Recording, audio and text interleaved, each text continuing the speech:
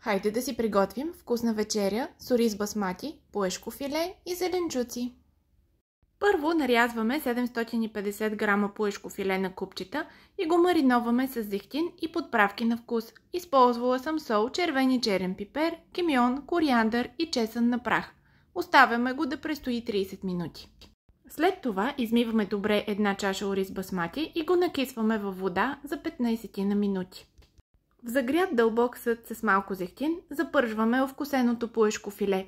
Когато е полуготово, го изваждаме и го отделяме настрани. В същия съд добавяме зехтин и в него запържваме една глава лук, нарязана на ивици. Когато лука омекне, добавяме 2 нарязани моркова и ги запържваме.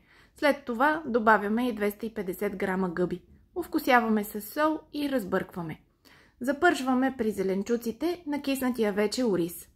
Когато ориза е запържен, връщаме в тенджерата пуешкото филе. Добавяме 2 чаши гореща вода, овкусяваме с соев сос, сол и черен пипер. Разбъркваме добре, слагаме по хлопака на тенджерата и оставяме на котлона на ниска степен за 15 на минути. Когато ястието вече е готово, се разбърква и сервира. Добър апетит!